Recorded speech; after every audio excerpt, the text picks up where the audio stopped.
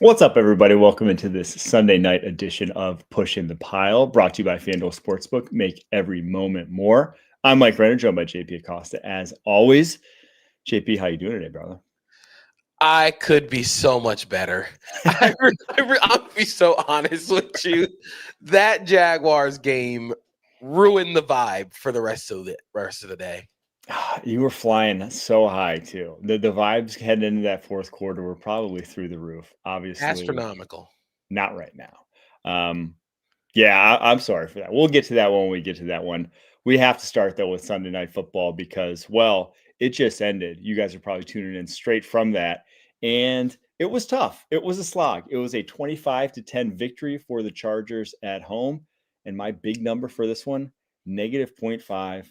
That was Aaron Rodgers' EPA per dropback. When this Steelers offense goes bad, it might be the most unwatchable offense in the NFL this season. It's just nothing looks good. Nothing looked good for the Steelers tonight.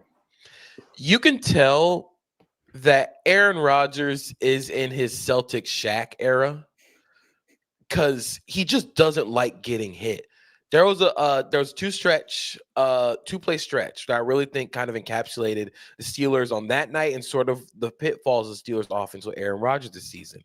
It's the third down in the red zone. He's got Kenneth Gainwell open in the flat, but he sees just a flash of color. And he turns his back after as he's throwing it to try and protect himself from a hit that's coming in late, and he sails it. And then the fade route to DK Metcalf where he's double covered because you don't have anybody else on the field that you actually can trust in the receiving core. That feels like what the Steelers are this season. Aaron Rodgers is so scared of getting hit that it just neuters everything in the offense. I think Pittsburgh really struggled when the Chargers went to man coverage, and Rodgers was just really off today. He had a deep route to Calvin Austin where Nico Reed makes a great play, but I think Rodgers left that a little under. I think he undercooked that one. The interception, both interceptions, honestly. One was a Calvin Austin drop. The other was just a bad overthrow. And you just could tell he was uncomfortable the entire night, which sort of was weird because all the Chargers were doing were just retracing their steps. It wasn't like they were getting instant pressure around the corner. It was Aaron Rodgers with his drop. He would step up and then immediately get retraced because he's not that great of an athlete anymore. So, I mean, this is the pitfalls of what could happen if you're the Steelers when you have a 40-year-old quarterback. That's the thing. It's like you knew this heading into this year. And obviously the results have been okay, right? I mean, every game has not looked like this. There have been stretches where this offense has been competent. But you were banking on a over 40-year-old quarterback who is, a year and a half removed from a torn Achilles, getting better, improving is what you're banking on because this is the same guy we saw last year in New York, truthfully, the same guy who did not want to get hit. I mean, it's so reminiscent of Big Ben at the end of his career when his average time to throw dropped by a half second over his career average because when you're that age, they don't feel the same way they feel when they're 27. Those hits, you don't bounce back the same way. And we saw it for big stretches of last year when he had the quad injury. He just was not himself. And so any little nick or bruise, he knows it's going to rob him of his performance. And that's why he's just not trying to take any hit he can. Yeah, and honestly, the Steelers should just run their offense through Jaylen Warren because you can tell that's the only time that this offense has juice. And I think that is another entirely different conversation outside of Rodgers' play. This team is not built with explosives in mind. They're built to be brutally efficient. So you just wonder how they're using DK Metcalf, who is one of the most explosive players in the NFL. He only had 3 catches on 7 targets today because he's the only receiver on the field that anybody knows they have to defend. I mean, Roman Wilson can't really seem to get involved outside of a garbage time touchdown.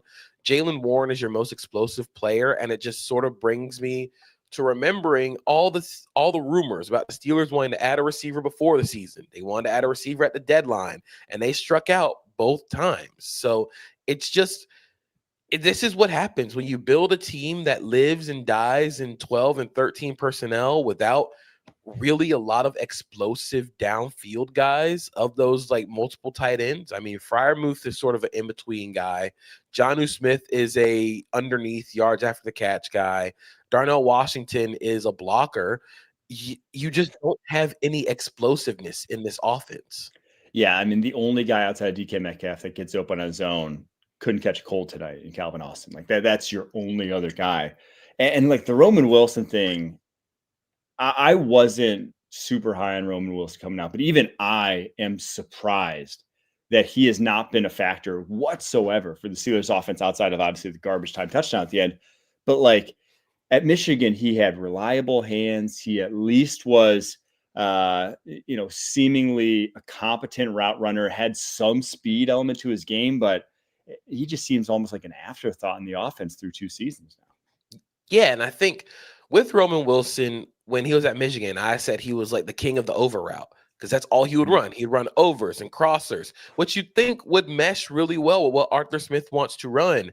But that hasn't worked. And for a team that wants to live in 12 personnel and a team that needs those explosiveness, you're just not getting them from anybody outside of Jaylen Warren. And so it comes back to the team building aspect. And then you put all your eggs in the basket of a 40-year-old quarterback who doesn't want to get hit and doesn't really create explosives. And these games are bound to happen. With the loss, Steelers moved to 5-4. They're now plus 184 to make the playoffs. The Ravens obviously sneaking up on them. They're 4-5. The win, though, takes the Chargers to 7-3. Vegas thinks they're almost a lock at this point, minus 385 to make the playoffs. Will they win the West, though, is the question that remains. I don't think they're going to win the West. I just think that the way that this team is built currently, and you're not getting Joe Alt back, the Chargers they won, but that was horrendous for like 50 minutes of that game. Like they could not protect Justin Herbert at all. He was hitting the top of his drop and immediately getting hit. There was a weird hip drop tackle by Nick Herbig that wasn't a hip drop tackle. God. Like it was clear, and they showed it multiple times, and I was like, that's a hip drop tackle. He literally put his hips onto his ankles. Like it was about his body was his feet were off the ground. And I'm just like, that's not a textbook hip drop tackle. What are we doing here?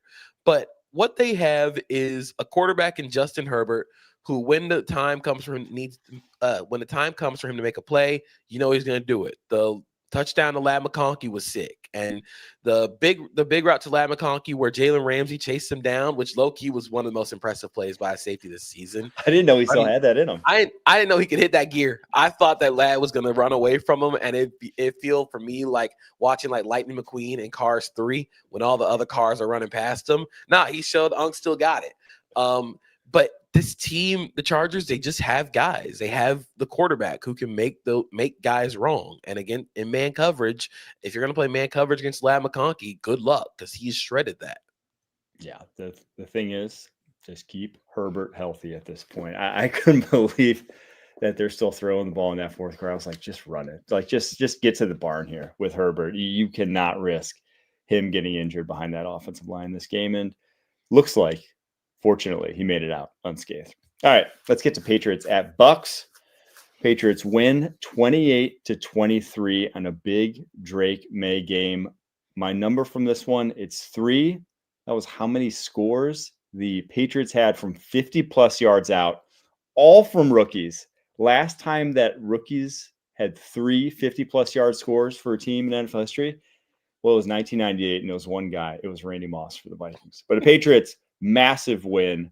They take a throttling now on the AFC East. This was a really impressive win for the Patriots. I thought that the game started out a little rocky for them. I thought that the pressure and some of the looks that Todd Bowles was throwing at Drake May, I thought it was sort of getting to him a little bit, but I loved how they adjusted. I loved the things that they did in order to use play action to throw off the defense a little bit. You were able to buy Drake May some time. He had some nuts throws in this game, just some incredibly nails processes on third down. The 3rd and 10 where he like shakes Vita Vea and converts it for a first. That is like Again, I don't want to say like he's Josh Allen because that would be unfair to Drake May to call him Josh Allen. But Josh Allen is a quarterback who makes those type of plays. So to see Drake May make that jump from promising to elite, it was really on display in this game. But Travion Henderson finally got out of the doghouse. And I think that his speed, and I know we talked about like leading up in the draft process, his speed is a field changer. It's a math changer. And you could tell in this game that when he got some daylight, he was gone. Like he was able to turn those plays into explosives. And I think the Patriots just need that juice from this offense. They need to play Travion Henderson more because that helps loosen up a lot of stuff both in the run game and the pass game. So I'm hoping this game is sort of a trend. It's a start of a trend for Travion Henderson of just being able to create those explosives. And if you aren't going to be consistent with the running game, which they objectively have not, they were bottom 3 in EPA per rush, bottom 3 in success rate, I believe, heading into this game. And a lot of that stems from just them lacking the talent up front along the offensive line. So if you're not going to be consistent, well, you might as well have the guy back there that can generate these explosive plays that Travion Henderson does that no one else in that backfield can. 147 in this game on 14 carries, those 2 50-plus yard touchdowns in this one. Second most yards for a running back against this Bucs defense this decade in the 2020s. Only Derrick Henry's had more against this Bucs defense. So a massive outing from him. If you're not going to be a team that grinds it out with the running back and is consistent on the ground that way, well, then give it to the guy who maybe when he gets a crease can take you to the house. And I think in this game, you saw definitely a passing of the torch at the running back. I am not giving anyone else the bulk of the carries there any other time this season for the New England Patriots. Yeah, I don't need to see more Terrell Jennings. I don't need to see any more. Like, respect to Terrell Jennings, but this kid in Travion Henderson gives you so much explosiveness as a runner. I think that the Patriots need that. Like you said, it's sort of like in baseball. You can be a consistent like singles and doubles guy. You can be a consistent like home run guy. Like you can bat for average and bat for power too. But in a situation where like you said with the Patriots, they don't have that consistency in the run game. Just banking on explosives. Build it out of explosives because your consistency moving the balls with your quarterback and passing game. So Travion Henderson needs to play more just to get some juice on the field. Patriots moved to 8-2. They have a 1.5 lead over the Bills. Is this a shift in the balance of power in the AFC East? Are the Patriots your new team, your new franchise atop the East? I'm not going to say they're the new franchise, like the new head dog in town. Like, I'm not going to say that right now, but it's really hard for me to go to anybody else outside New England for this year. I mean, what you're seeing is an incredible mind meld between the quarterback and offensive coordinator. It really does feel like Josh McDaniels is calling plays. Like he's mixing the best of Brady era Patriots with the new stuff that he learned at post Brady, and then Mike Vrabel's the best coach in the division. That's going to win you a lot of games. So I think that this year the Patriots are the best team in the division. I don't know about moving forward because I'm never going to count Josh Allen out, but this team is building something and it's really impressive. See, I think it is. I think it's a shift because the Bills, they don't have the pipeline coming up. Where's the young difference maker evolving into a better player? They're all on the Patriots right now. Like the Patriots rookie class looks like it has those type of guys. Yeah, maybe some guys from this Bills rookie class could too. It's too early to say, but like the Patriots feel like they have that next wave, and they're also just in a much better cap situation than the Bills are right now. And it's not like Drake May's getting worse, right? This is year 2 Drake May. It's probably only going to get better from here. You're only going to surround him with more talent from here. So I kind of think it is. I don't think the Patriots look back. And now it's not like it's, going to shift to where the Patriots were the past few years. The Bills aren't going to be that team. It's going to be kind of a neck and neck. But I do think the Patriots are your top dogs in the East for at least this year and maybe the next 1 or 2. All right, we're going to take a quick break. After that, the rest of the Week 10 slate coming up next. You can't count on accurate expiration dates. That is a rookie mistake. Or the kindness of strangers. But thanks to CBS Sports, you can always count on Sundays with the NFL on CBS and Paramount Plus. Speaking of those Buffalo Bills, what in the world? They went down to Miami, lost 13-30. JP, what's your number from this one? My number from this game is 3.53. That is Josh Allen's time to throw in this game. It is the highest time to throw he's had in the game since 2018, which was his rookie year.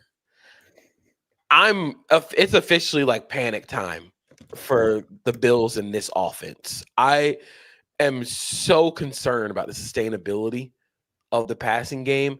Like I've said before, this feels like they're in their when we constantly compare them to the Chiefs and the Chiefsification of their offense, they have hit their 2024 version of Kansas City, where everything is just so packed in, where there's no reason to respect anything downfield because you don't have anybody who can separate or win downfield. Your best separator in terms of verticality in the offense is Dalton Kincaid, and Dalton Kincaid left this game with an injury. So I just wonder how they're going to be able to create some form of explosives to help loosen some stuff up in the run game and in the intermediate game. I think maybe they should just sort of lean on 13 personnel and don't put receivers on the field unless it's Khalil Shakir, because there's no reason to play these guys if they're not going to create separation. It's getting dire for the Bills, especially in this passing game. And it's real worrisome because the defense is going to have games like this. I'm worried about the Bills offense. And it's something we've been saying for a few years now. Like last year, it was generally the same receiving core. And it felt like they had a lot of number 3 wide receivers. It didn't even feel like a lot of number 2 wide receivers. And somehow it ended up working out. Somehow Josh Allen, between what he did and scheming it up, what they were able to do, like somehow it worked. You can only get by with a lack of talent for so long, though. And I think they're really paying for it. And when Dalton Kincaid's not been on the football field this year, the offense really is ground to a halt, and in a very, very worrisome manner, because this is the Miami Dolphins defense. This is one of the bottom 5 defenses in the NFL. And sure, some guys played out of their minds this game. Bradley Chubb had 10 pressures, looked like the old Bradley Chubb. And that obviously helps, but this is still the Miami Dolphins defense. In no way, shape, or form should the Bills only be scoring 13 points. And sure, it was a little rainy. You can make all the excuses you want, but this was a bad, bad signal if your goal is the AFC title game or getting to the Super Bowl, which is the goal when you have Josh Allen, which is the goal with the Bills franchise where they've been in recent years. It just feels like they're so far away from that goal right now. And I think a really exemplary play of that and what's wrong with the Bills offense is Josh Allen's interception in this game in the goal, red zone on the goal line. They're blitzing. It's cover 0 because you don't have to respect any of the receivers on this team. And Tyrell Shavers actually makes a great play losing the defensive back and running towards the back line of the end zone. But because everything is so packed in offensively, there's nobody who can create that separation. And I just think Joe Brady is sort of taking a step back with some of the sequencing and play design. They run 2 plays in terms of passing concepts on third down. It's mesh or mesh return. That is all that they run. And they'll dress it up as cool as they want. But the Dolphins sniffed it out. They were hammering on all those on all those crossers, and nothing was open. That's why Josh Allen was constantly having to try and create. And that puts so much on him as a quarterback. You want your quarterback, although he can be Superman, you don't want him to have to be Superman all the time, because he's going to mess up. That's the biggest thing about, like, when you want your offense to be QB proof, it's not saying that like you could put anybody back there and they'll play quarterback, but you want to make sure that he doesn't have to constantly be in this state of I have to make a perfect play or the offense completely falls apart. And that's where the Bills are at right now. Yeah, I am officially worried very much about them. On the flip side, though, Miami Dolphins, it felt like a little interesting kind of given everything that happened this week. Obviously, they're big sellers at the trade deadline. You fire your GM, and they came out and they would have every reason to quit, and at times seemingly Mike McDaniel and his team have been criticized for not giving their best effort, but that was the Dolphins team that I think a lot of Dolphins fans hoped they'd see from the beginning of this season. Devon Achane is so good. He's such a cool player. And it's not only the speed, but he runs through contact really well for a guy who's that thin. Like the first touchdown he had where he kind of jump cuts through the hole on contact was insane. An insane play that he ends up taking 50-plus yards to the house. The second touchdown was even cooler than that. Just being able to get him the ball in so many different ways as a runner, as a receiver, just getting him the ball in space and just seeing what happens, you can tell that he is a core player for that team. And it kind of highlighted some of the issues, even though the Bills did. I will say the Bills did not have all of their starters defensively, but they have not had all of their starters at all this season. Devon Achane forced 11 missed tackles in this game, according to Next Gen Stats, highest of his career, and gained 100 yards after forcing a missed tackle. This is a recurring theme for the Bills. They can't tackle. And if you're facing guys like Devon Achane, the first person, you have to get him down because he's going to outrun everybody else. And Devon Achane being great it helped overshadow that Tua threw two of the most horrendous interceptions you will ever see. But the throw to Jalen Waddle was really nice. And it was sort of like a big, I guess it was like a big FU to the Bills after the report came out this morning that the Bills offered a 2027 first-round pick to the Dolphins for Jalen Waddle, and the Dolphins said no. You go back to Achane for a second. He has 174 on 22 carries, 2 touchdowns. He's now averaging 5.5 per attempt, 780 yards this season. He is a great sort of case study. I don't want to say case study. What is the word I'm looking for? He exemplifies a concept I like to talk about a lot in scouting, which is control speed. A lot of guys are fast. A lot of guys can run in a straight line in a 40-yard dash, and the number say 4.3. Not a lot of guys, when they get out on a football field, when they're running at 20 plus miles per hour, can actually do anything useful with it outside of just be going in a straight line 20 plus miles per hour. Devon Achane can. Like when his ability to maintain a high level speed while also being able to cut and do other things is what makes him so special, because like I said, a lot of guys are fast. Not a lot of guys can control their speed when they are moving that fast. Achane very much can. He's faster running sideways than most guys are running forward. And I think it's super cool that the fact that he's able to change direction like that without losing speed, the fact that he's able to stop and start at insane levels of just he's a super cool running back to watch. And I just hope that the Dolphins continue to build and mold this offense around what Achane can do, but also sort of protect him from some of the things that you minimize some of the things that he's not very good at, which is why you have an Ollie Gordon to sort of take hits off in the short yardage game. But this was a monster game for Achane and just some of the coolest runs I think you're going to see this year. All right, we got to do it, JP, unfortunately. Jags, Texans. Texans eke out the 36-29 victory despite going in the fourth quarter being down 29-10 and having Davis Mills as your starter. JP, what's your number from this one? My number for this game is 50%, which is the Texans' pressure rate on defense all game. This was the worst loss in Jaguars history. I'm considering everything that happened in this game. The Texans were 3-5. Their season was on the line. Davis Mills is the quarterback. You're up 29-10. And the Texans go touchdown. You respond with a 3-and-out. Touchdown, 3-and-out. Touchdown. What's happening here? And initially I was like, this is a defensive loss because you gave up 30 points to Davis Mills. But I've sort of come back around to the fact that this was just a team loss. And I think that everybody on the field for the Jaguars played horribly in this game. I'll start with the defense because it felt like the game plan going in was to heat up Davis Mills and force him to make some second reaction throws that he really can.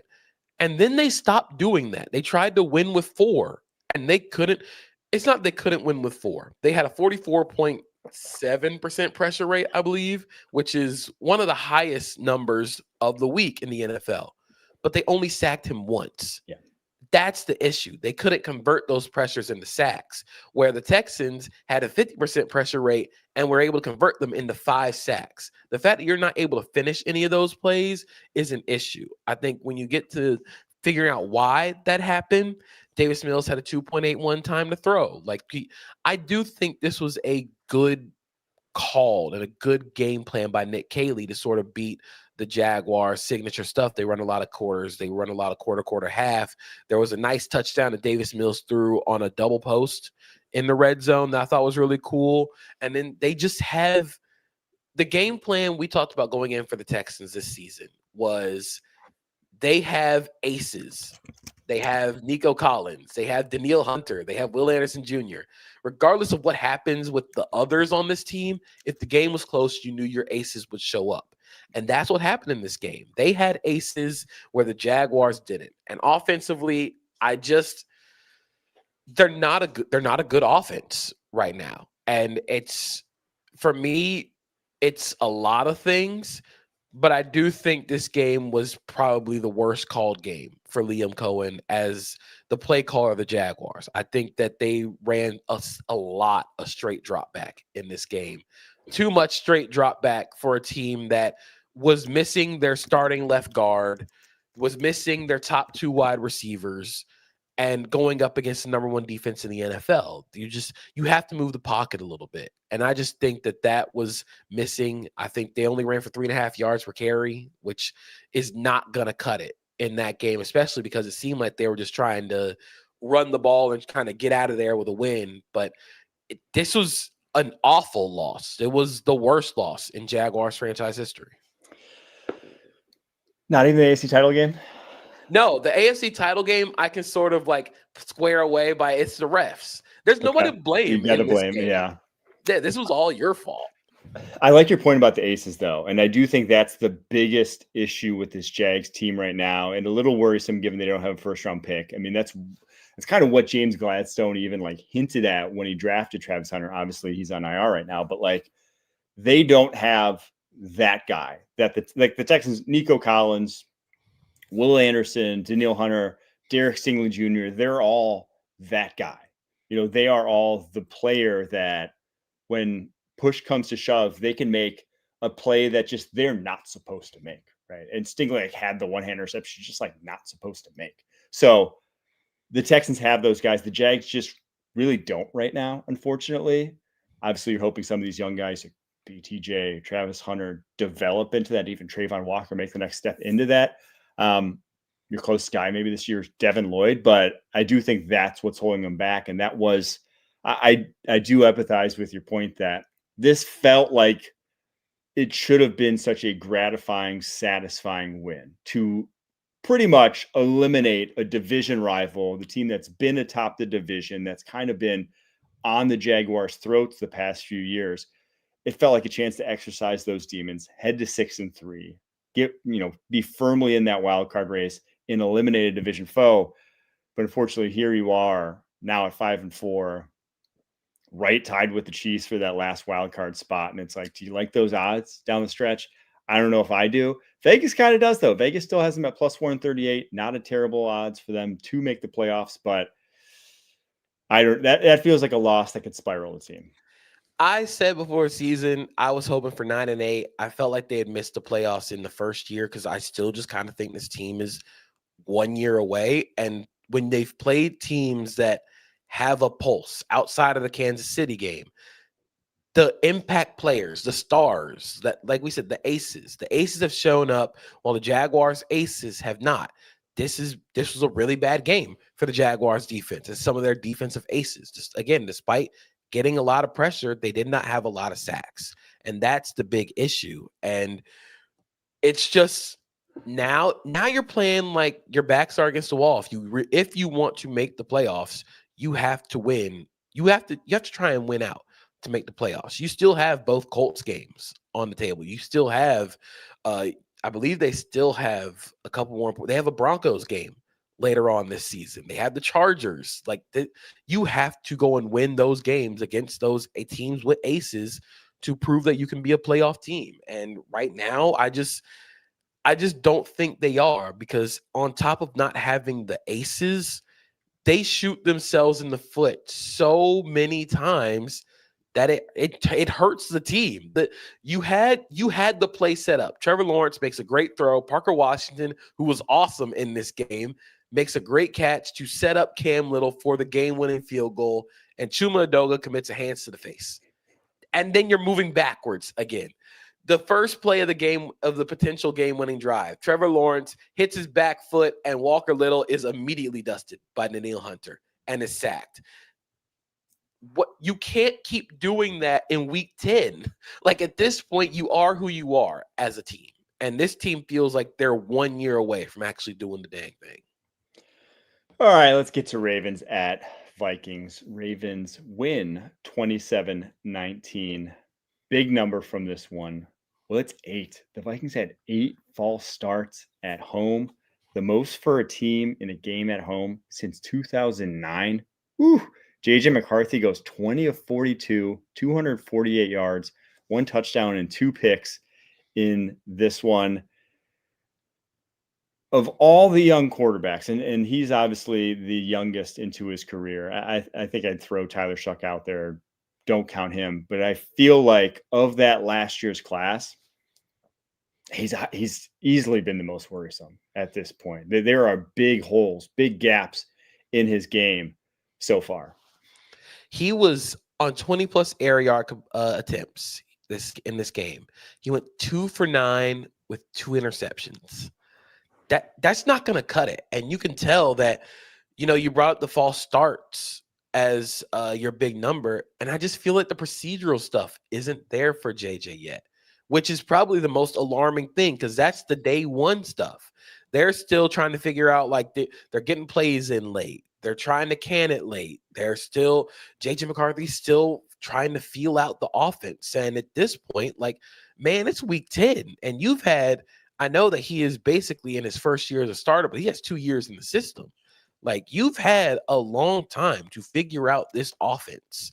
And it just feels like there's still so much left on the table. And I don't think it's a physical thing per se. Like, he has shown that he has enough arm strength. I'm not going to call it a plus arm, but he has shown he has enough arm strength. He's shown that he is just enough as a runner and a scrambler. But some of the mechanical issues and some of the footwork issues and the processing just aren't there yet. And that's the reason why they lost this game. It was a very winnable game, considering the Ravens were still kind of sleepwalking through the first portion of this. And it just worries you long term that this stuff still hasn't been ironed out. And I think one of the most worrisome things to me is that deep ball, just decision making is, I think, the best way to put it, is knowing when to take chances down the football field. Because his last season at Michigan, they won the national title. Yes, they played 16 games that season. He only had 45 deep attempts. That's like less than 3 a game.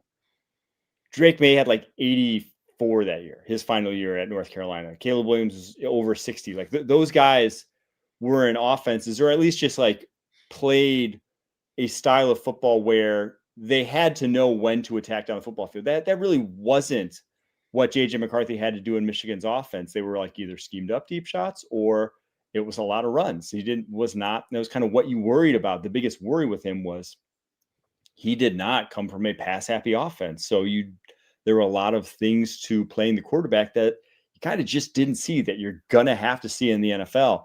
And now we're seeing it. Now we're finally getting the first taste of it. And he is not making, like, the pick that Malachi Starks had was just a terrible ball. I mean, he just completely misses safety. The other one to Marlon Humphrey was like, he was way on top of that route from Justin Jefferson. I get that's Justin Jefferson, but like, you have to know when to take those chances. And so far in his career, he has not looked like he's known what are the good opportunities and what aren't necessarily the good opportunities to get aggressive down the football field. I'm also curious a little bit in the game plan and how the game script sort of worked out in this game, because only running the ball 18 times if you're the Vikings, I'll say only 13 times if you take out the 5 JJ McCarthy scrambles. That doesn't feel like a very sustainable way to win any football game, to have JJ McCarthy throwing the ball 42 times, like I just wonder what the goal is for Minnesota's offense and how they win with McCarthy at quarterback, because it feels like what they should be doing is leaning heavy into the run game and then just asking JJ to make a couple of nice throws. That's all they really have to do. And against this Ravens team that is pretty weak against the run, the fact that they were running the ball fairly well. I mean, 13 outside of the JJ McCarthy scrambles, it was 13 running back runs for 72 yards, about 5.5 yards a carry. Like you can lean into that. And I just wonder what happened in that game to make them go, I can't run the ball. We're going to have to let JJ drop back in this game.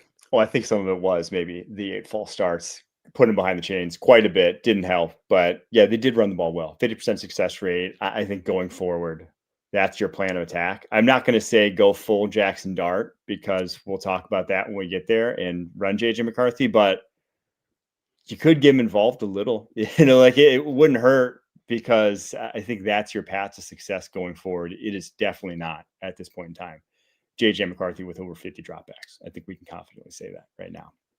Massive win, though. We'll go to the flip side just for a second. Massive win for the Ravens, especially coupled with that Sunday Night Football loss for the Steelers.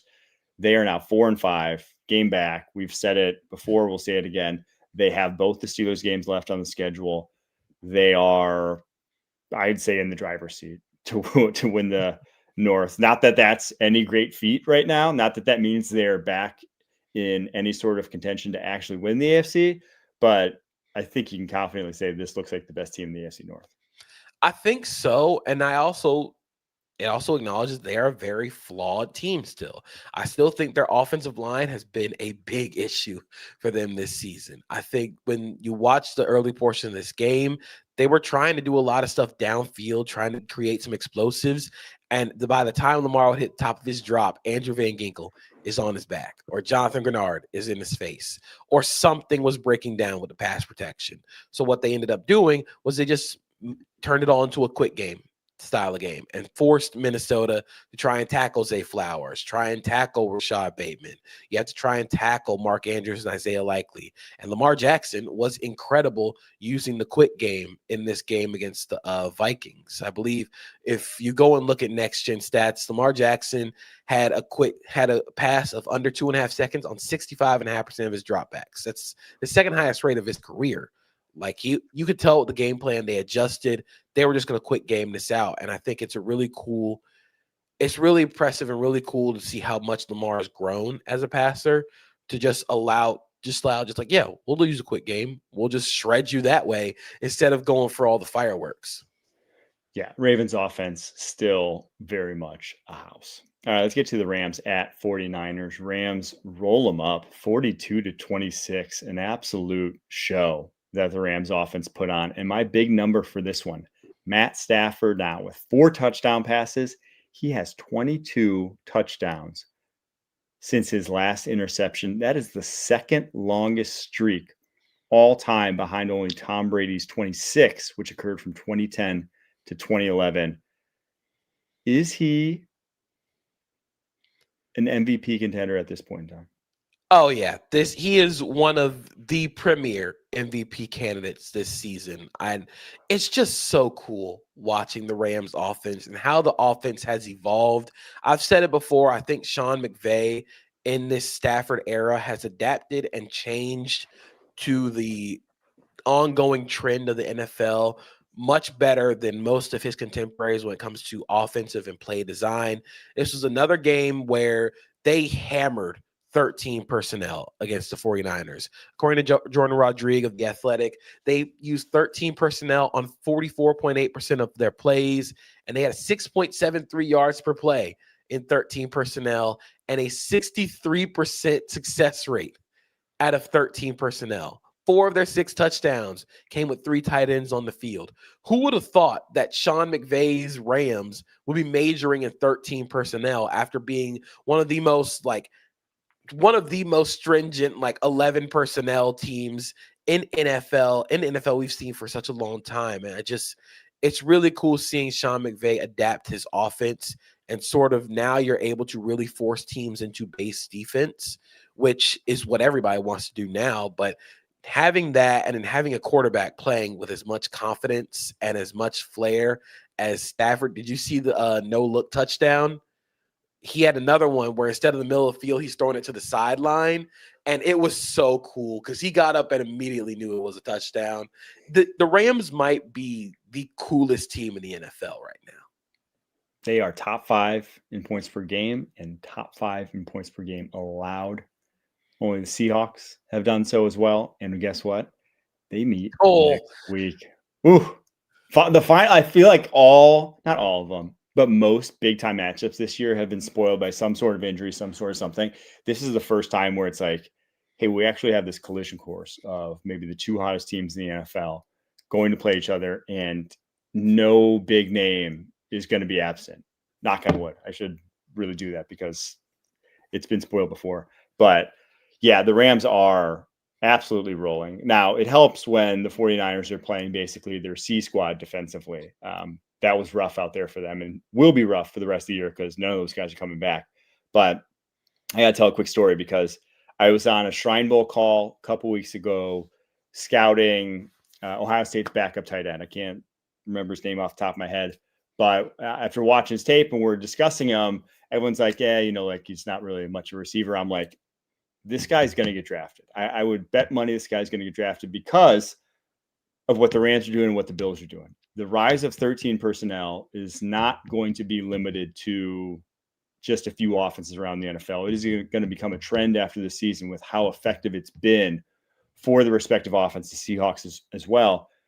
And a guy that can block as well as he can, I wish I could remember his name off the top of my head, he'll be coveted in those later rounds, even if he's just a D+ receiver, even if he's just a body that can catch, because of what it's doing to opposing defenses. And I think all the sharp OCs are seeing that, and it's going to continue to grow in popularity. So if you're a tight end at the collegiate level, start blocking your ass off. It'll get you drafted, in my opinion. All right, let's get to the Falcons at Colts, the Germany game. Colts come back, win 31-25 in OT, and the big number from this one, Jonathan Taylor, 244 rushing yards, including the game-winning score in overtime.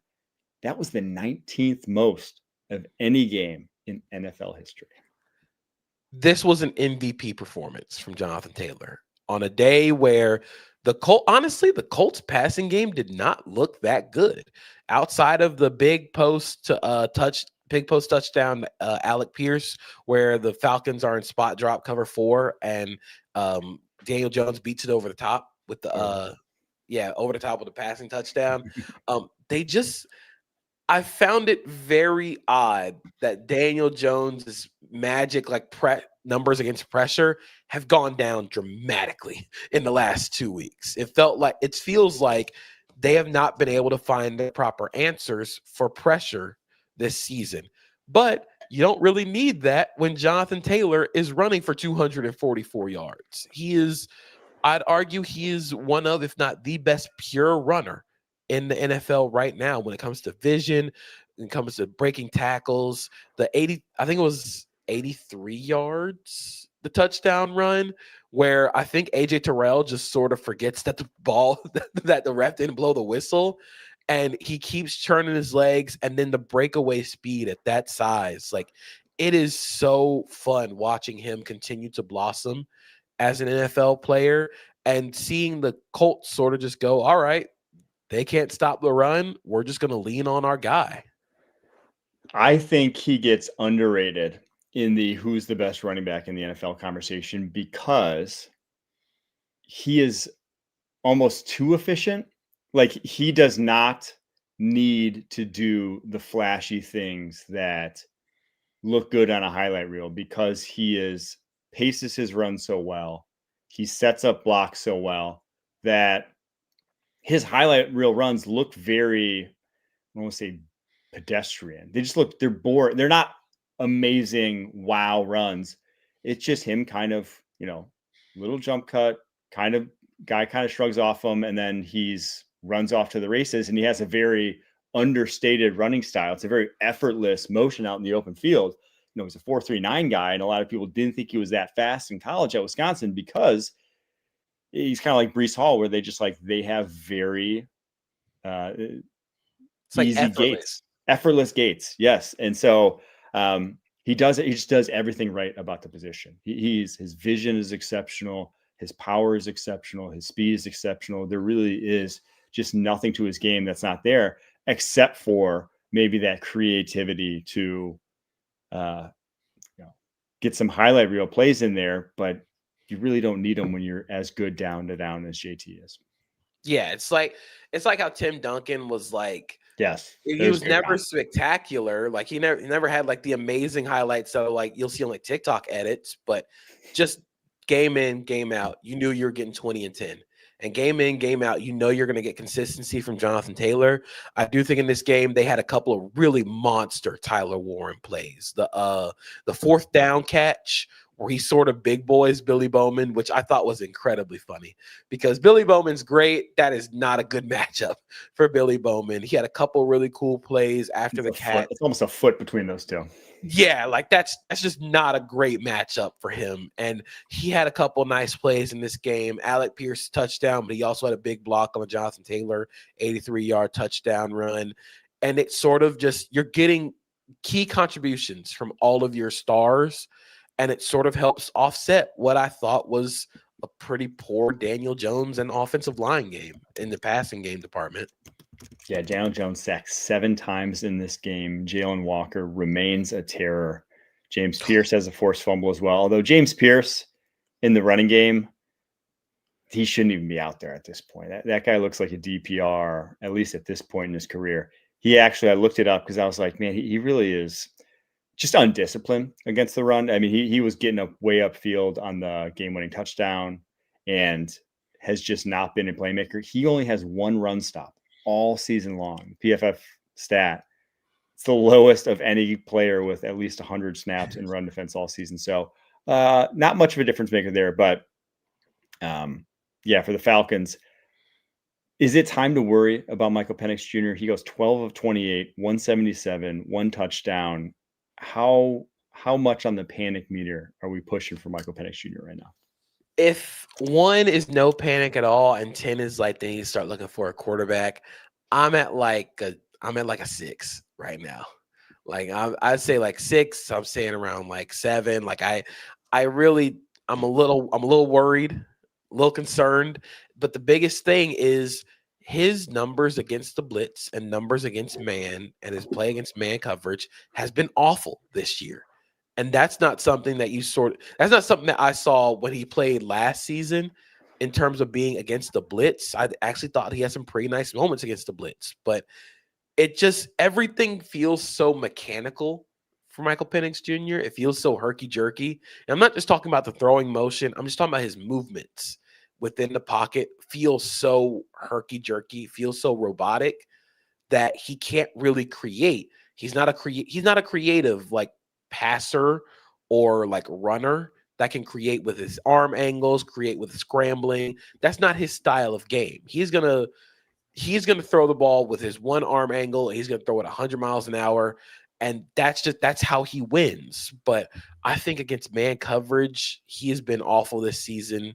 And the Colts sort of figured out that if you play man coverage, if you blitz this team, he doesn't have the answers. I don't think Zach Robinson was very good at helping his offensive line or his quarterback with finding answers. There was a play in this game, I think it was a strip sack, where Michael Penix makes a side adjustment to Kyle Pitts, which is why he doesn't feel the pressure because he wants to throw it hot on a one-on-one to Kyle Pitts, who's supposed to be running, I think, like an in breaker or a stop route, and Kyle Pitts is just gone. Like he's running the original route, and everybody like is killing Michael Penix for not seeing the the backside like arrow route to the 3-by-1 side, but the play was he was trying to go to Kyle Pitts because he adjusted to it.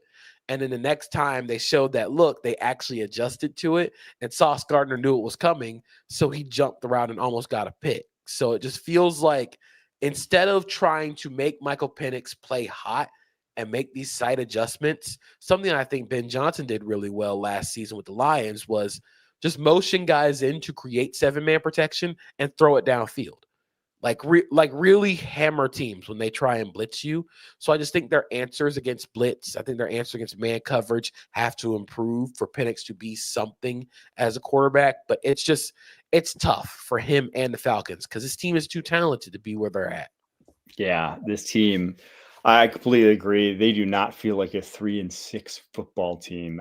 If you would have told me they were 3-6 after how they looked to start the season, I would not have believed you.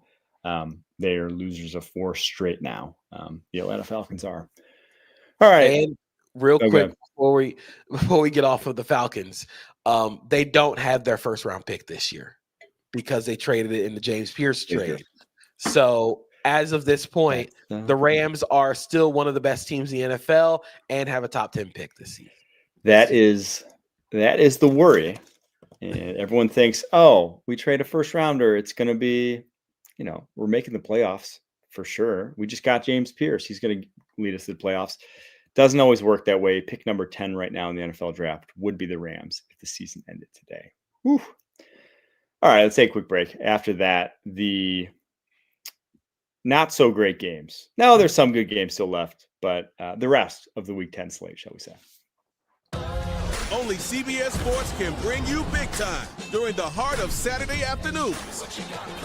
It's big time. It's big time. It's big time. It's big time. On CBS and streaming on Paramount Plus. All right, Lions at Commanders. Lions just roll up the Commanders 44-22. The big number from this one, 0.49. That was the EPA per play of the Lions offense as a whole. To put that into context, the Colts are leading the league heading into this week at 0.185. So a little over double the league leaders in terms of EPA per play is what the Lions just did to the Commanders.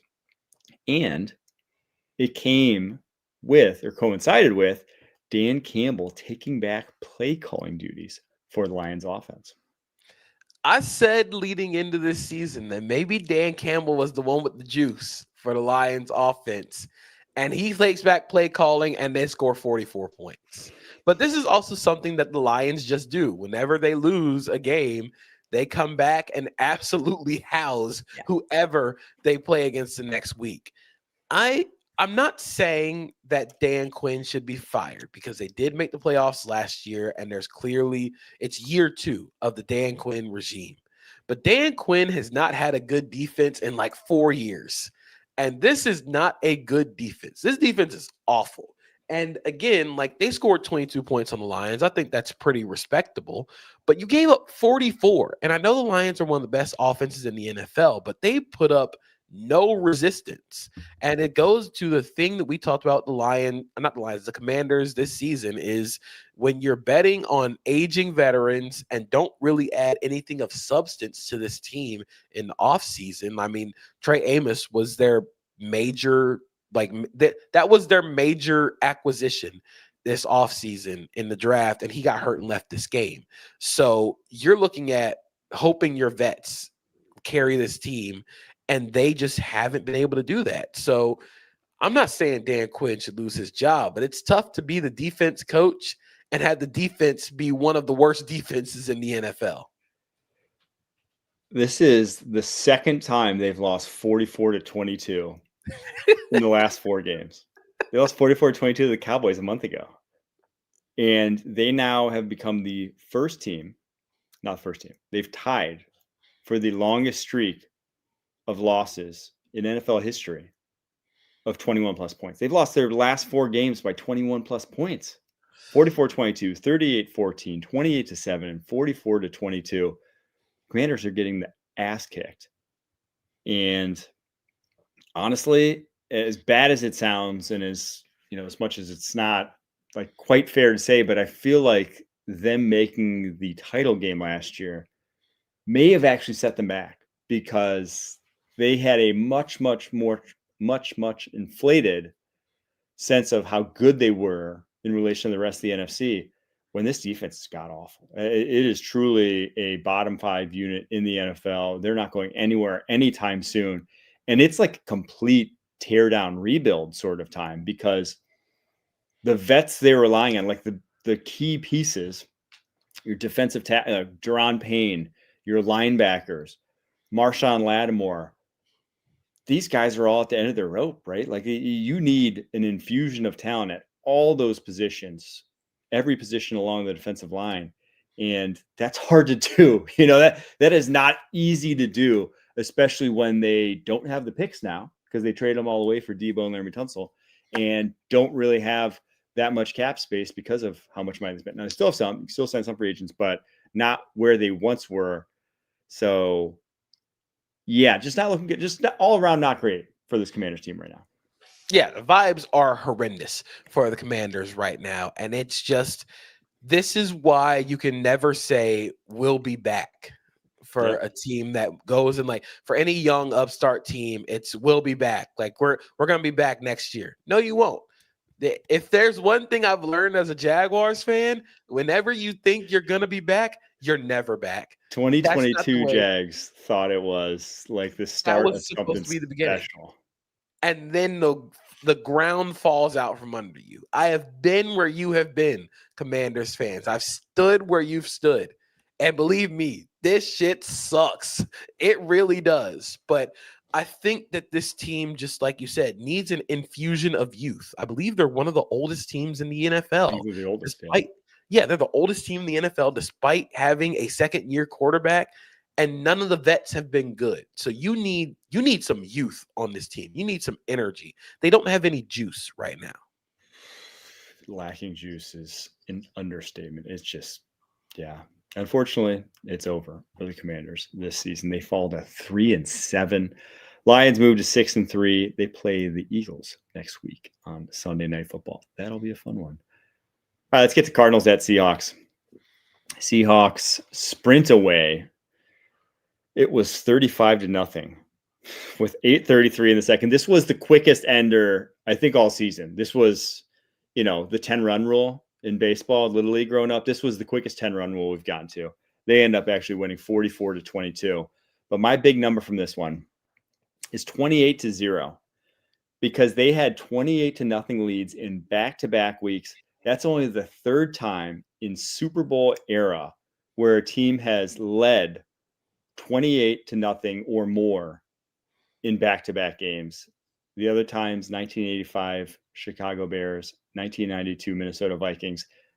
Anytime you're in the same conversation as 1985 Chicago Bears, ain't bad company to keep. DeMarcus Lawrence had the same amount of touchdowns today as the Buffalo Bills. Like, I just want people to, that they had the same amount of touchdowns. That was the craziest thing for me. That's how you could tell that this game was getting out of hand quick when Jacoby Brissett had the first strip sack that ended in a touchdown, and then immediately comes back and does the exact same thing. Well, it was quite literally the exact same thing. It was the exact same three guys involved. It was Tyrese Knight, sacks Jacoby Brissett, fumbles, DeMarcus Lawrence picks up, touchdown. Back-to-back. It's like Groundhog Day. I swear I looked down after the first strip sack touchdown, wrote out a tweet, that is a highlight. Up, and the exact same thing. I thought I was watching a replay. But this is what the Seahawks do. I mean, they absolutely house bad teams. They did this I think they did this to the Saints earlier this season where they put up 35 in like the first two quarters. Like this is just what they do. And so again, we set up this matchup of Seahawks-Rams where it feels like the revolution of 12 and getting big on the offense and just creating explosives out of that. It feels like we're reaching, like this is like the pinnacle of this for this season of big boy football in the NFC West. So it'll be exciting to watch. I'm excited to see how this Seahawks team plays against a Rams team that's probably going to try and test them up front, because this also very quietly was one of the best games the Seahawks have had running the ball this season. So if they can continue that trend of being able to actually run the ball effectively, that makes their passing game that much more explosive. Yeah, some other nuts numbers from this game. Only 12 passing attempts from Sam Darnold. That ties the fewest since the year 2000, where a team still scored 40-plus points. Jackson Smith-Njigba now has accounted for 45.7% of the Seahawks passing offense after this game. An insane rate. And Sam Darnold, remember that stat I said about Drake May and how there's only 4 quarterbacks, whatever, over 9+ yards per attempt and 70+ completion percentage through 9 games? The other 3 won the MVPs. Well, Sam Darnold's now also done it. So it can't keep continuing. He's at 9.9 yards per attempt through 9 games. Insane. That's insane. And it's just, again, it is such a good testament to Clint Kubiak and how he's built this offense to maximize what Sam Darnold does well. He is a very impressive thrower of the football downfield, but when you ask him to sort of matriculate the ball when it comes to just like quick game and stuff and the processing in that area, he's improving, but that's not his strength. So what Clint Kubiak has decided to do is like, you're never going to have to throw quick game. He had 14.8 yards for completion in this game on like 10 completions. So you know what? Let's just make it work. And I think that they've done that in a really good way. I know we're getting a little ahead of ourselves here. Where do we want to see Clint Kubiak end up next year? Because he's going to be that one. This is as one and done as it gets. He will be probably the most in-demand coordinator for the head coaching positions that will be open this upcoming season. Well, thinking about some of the jobs that might be opening, I mean, the Titans are already open. I could see that working, especially with sort of maximizing what Cam Ward does, throwing the ball downfield. Who else do we think opens? Like Cincy, maybe. Giants. After that, there's none that I would say for sure is going to be open, but like you can, if you really got a fit you like, you can make it work. You really like Falcons and Penix, we can shift it around. That would be fun. That would be really fun given the personnel they already have. But I'm pretty intrigued by the Cincinnati head coach Clint Kubiak because Joe Burrow he's not an under center quarterback. No. So it'd be such a zig for Joe Burrow.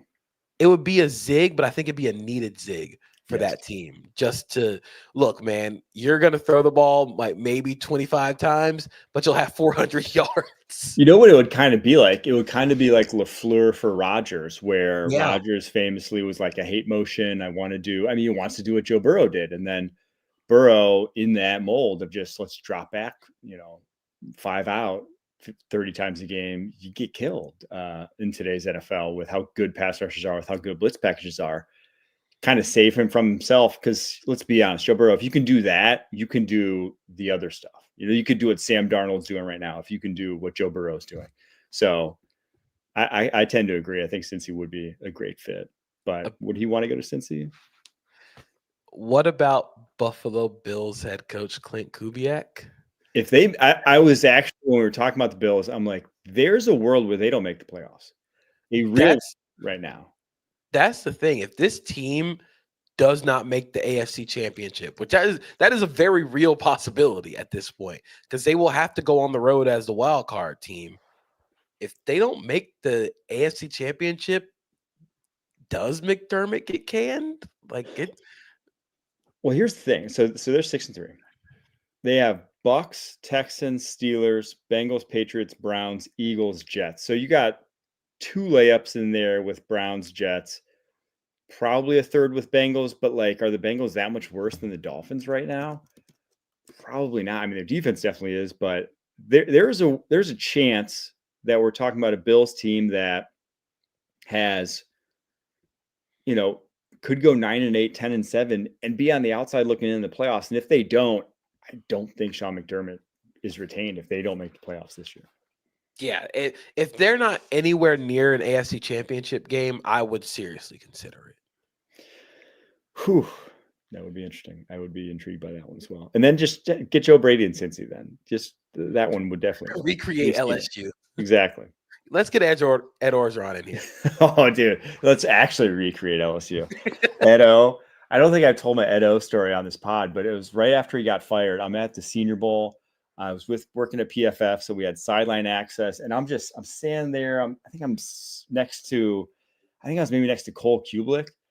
And no, I don't know if I even was. I was just standing there on the sidelines, and Ed Orgeron is making a beeline for me, and he definitely thought I was someone else because he comes up and he says, "Hey man, how are you?" And I was like, "Hey Coach O, good to see you." He's like, "How you been? Everything good?" And I'm like, "Yeah, I've never met Coach O in my life," and he came up to me thinking that he knew me. Definitely didn't know me. So that was my only Coach O story, but it was actually Does he sound as right after he got Cajun? fired.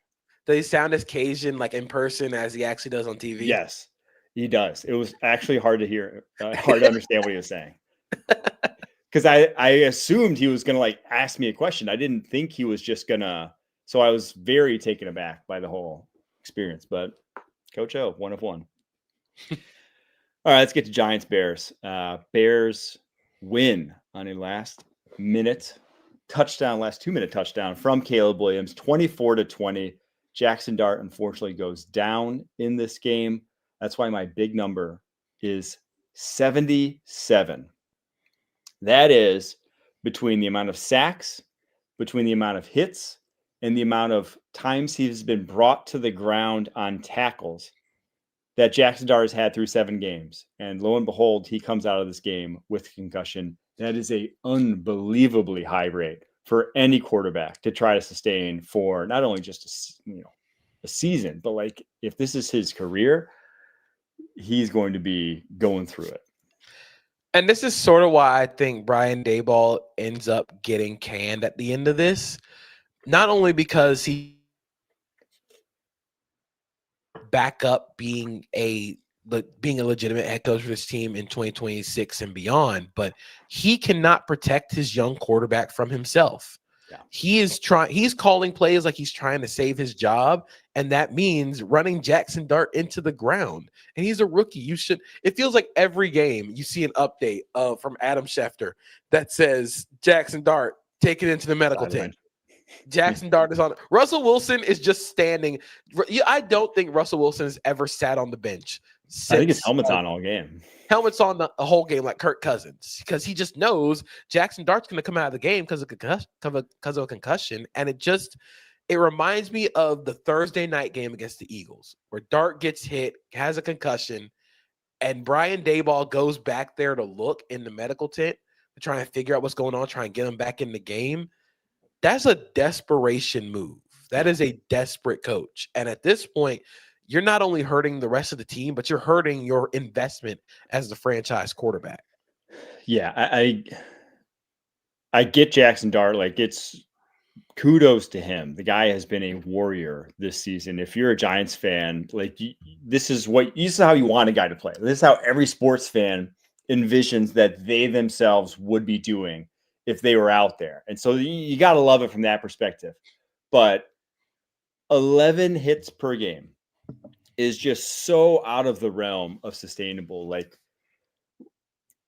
When David Carr was sacked 70 times, just that number is 6 per game. So you're talking about double Derek Carr's sack number per game is how many times he's getting taken to the ground. And it's a majority of those are him running. They're running quarterback counter with him. He's running between the tackles concepts where there is no protecting yourself. There's no sliding. There's just take a hit from a linebacker, take a hit from a DT between the tackles. It's what running backs have to put up with. And lo and behold, running back's the most off-injured position in the NFL. So yeah, they're 2-8. Start scheming like you're freaking 2-8 and start protecting your guy who is your first round pick, who looks like he could be the future of this franchise. I do think that it's very eerily similar to the conversation about Jalen Hurts when he first started for the Eagles. He is a good runner, but you have to protect him from himself, because the way he runs, Jackson Dart is not a speed runner. He's not going to try and get to the corner. He's a power runner. You want to try and get him moving upfield as fast as possible.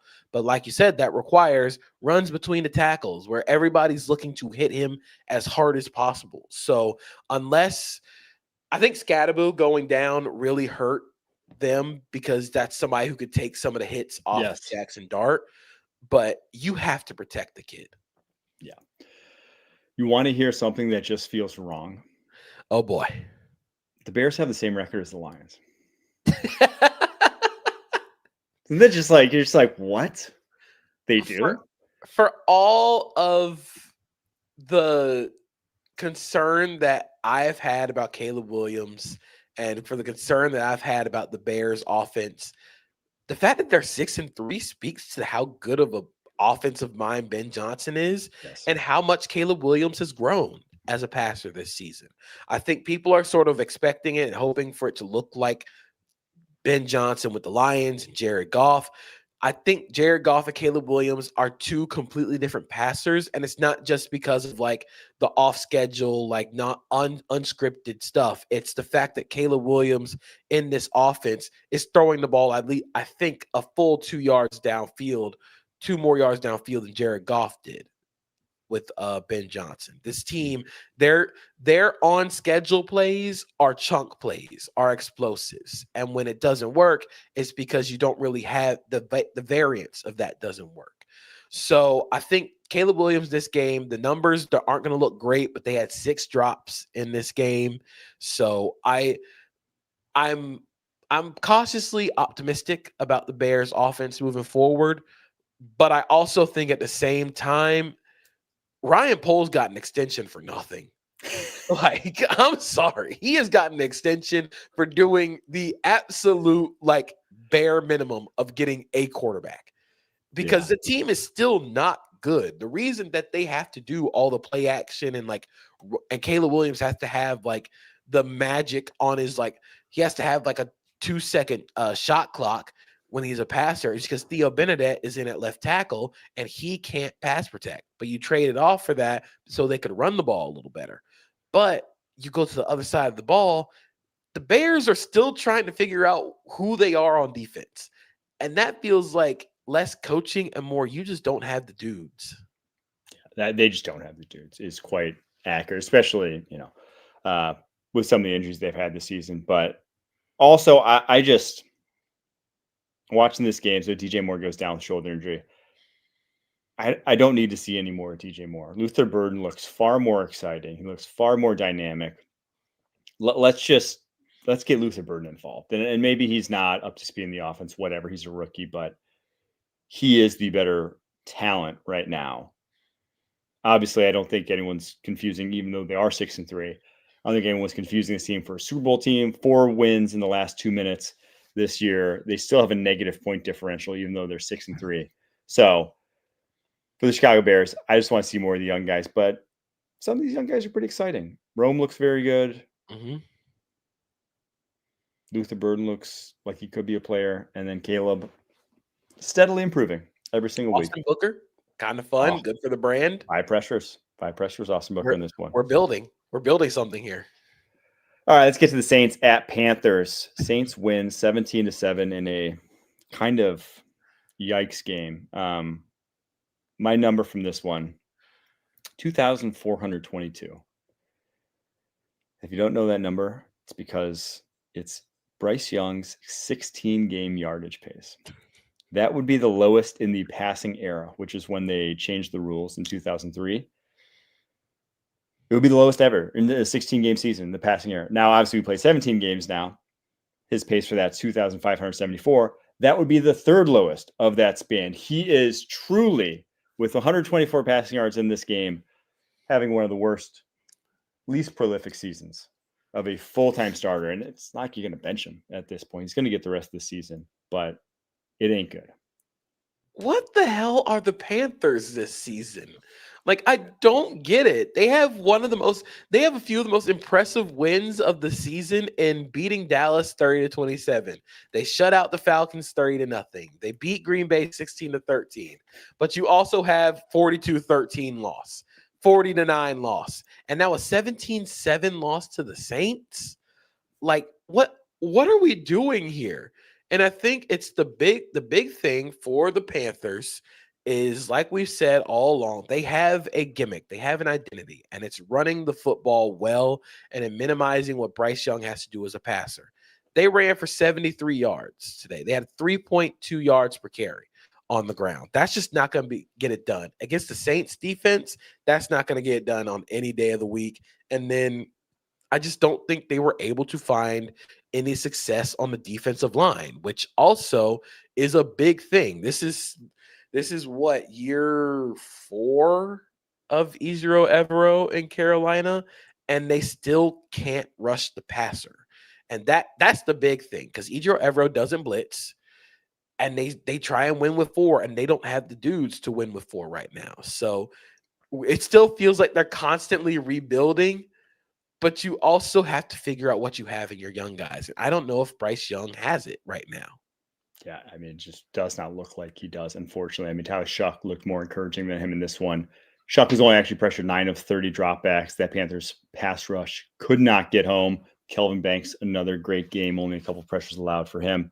But Shuck encouraging. I mean, the touchdown throw to Olave was one of the more egregious OPIs I've seen that didn't get called.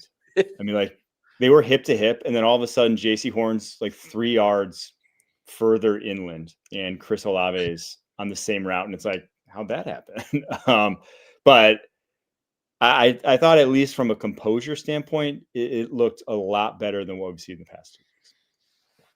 Yeah, I think it's a positive step for Shuck. You can tell that there's at least something there. All right, let's get to the last game where there was nothing here. Browns at Jets. Jets win 27-20. And the number from this one, 224-0. I stole this one from the CBS Sports research team. That was the record since 1950 for teams that held opponents under 175 total yards and didn't commit any turnovers. That was how well they didn't lose a game over that span until Sunday, when the Browns did just that. They held the Jets to only 169 yards. They didn't turn the ball over, but they gave up a kick and punt return touchdown on back-to-back special teams plays. Unfortunately, Bubba Ventrone, Cleveland Browns special teams coach, I'm not sure he survives the season after something like that. But honestly, it's probably in the Browns' best long-term interest to cough up games like this. This was a number 1 pick sort of bowl. I don't think any team is going to be remembering this one next April 23rd when the first round rolls around. I have to apologize to my girlfriend, who I told to pick up the Browns defense in fantasy this week because they were playing the Jets. They got everybody's out of there. I said this team had nothing to play for. And then in the first quarter, they had a kick and punt return touchdown. And I was like, damn, my fault, babe. Like that's on me. I did not expect that to happen. Justin Fields had 54 passing yards in this game, and they won. This was one of the funniest games of the season. Dude, and there was 40 of them were on a screen. Yeah, it was the Breece Hall screen. He basically didn't complete a real pass. Yeah, it was nothing. There was nothing there. And outside of the Breece Hall 42-yard touchdown, the next highest, Garrett Wilson had 0 catches on 3 targets, and they won the football game. I feel like this game was played under like a cloud or like a shroud of like, if you weren't a Jets or Browns fan, you would not know what happened in this game. I just feel like this game should have been in London. Like that, this game usually happens in London. That's it. I can't believe it wasn't. This game felt like it should have been broadcast on Tubi. Like this game needed to be on like Fubo or something. Oh no! Don't throw Fubo under the bus. They should have broadcast this game on a potato. It truly was. I mean, again, the only reason this game will have any sort of memory whatsoever is because now the Cleveland Browns are picking 4th overall, and the Jets are picking 5th as records stand right now. We'll see. The Titans still look like the front runners to get the #1 overall pick. Will they trade it when it's all said and done? Probably, but we'll see who's willing to move up there for it. All right, there's your Week 10 recap. We will be back on Tuesday I will be probably, hopefully, only slightly hungover after the Packers game tomorrow night, but we'll see. Maybe completely hungover. No, I won't be. I'll be fine. But we'll recap that. We'll do some power tiers. Thanks so much for tuning in. Until next time, keep pushing.